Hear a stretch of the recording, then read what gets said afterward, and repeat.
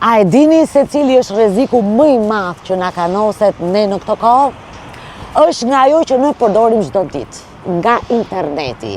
Janë disa njerëz të padukshëm që na futen në kompjuter, në biznes, në shtëpi, kudo dhe në telefon, dhe duan të na marrin çdo gjë, mundin ton.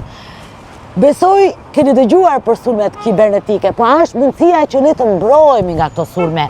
Unë do shkoj të takoj një inxhinier, Fationin, për të na sensibilizuar rreth kësaj teme kaq të rëndësishme që fatkeqësisht flitet shumë pak. Sot sulmet janë sofistikuar dhe janë bërë më intensive. Çdo 39 sekonda ndodh një sulm. Një nga viruset më të famshëm sot që përballemi çdo ditë është virusi ransomware. Të bllokon të gjithë të dhënat dhe të detyron të paguash për të zhbllokuar të dhënat tuaja. Një nga mbrojtjet është linja internetit që ne zgjedhim. Ne kemi ngritur mure mbrojtëse për këtë arsye, kundrejt këtyre sulmeve. Ne do bëjmë të padukshëm kundrejt këtyre hakerëve. Klienti nuk e shikon, ne jemi në monitorim 24 orë dhe reagojmë për të minimizuar riskun dhe për të garantuar vazhdimsinë e shërbimit.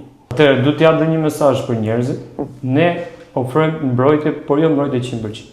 Mbrojtjet nga jashtë janë rreth 90%. Njerëzit duhet të kenë kujdes çfarë sharkojnë, çfarë klikojnë për sulmet e brendshme që vijnë nga browseri. Pasi për sulmet e jashtme, mendojmë ne për ata.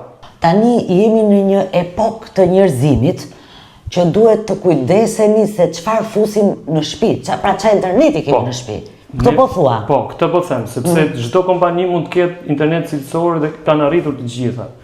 Por investimi kryesor është te siguria, sepse informacioni sot është më i rëndësishëm se çdo gjë. Pra mbrojtja e informacionit. Po, mbrojtja e informacionit dëna sepse ne çdo gjë nuk e kemi më në letra fizike. Ne kemi sot digjitale dhe në kompjuterat tanë. Strategjia e Matcomit është që ka investuar në arkitekturë mbrojtëse, jo vetëm në arkitekturë mbrojtëse për të ndërtuar një sistem, po është i certifikuar me certifikata sigurie ISO 27000, që do të thotë që siguria është maksimale dhe monitoruar.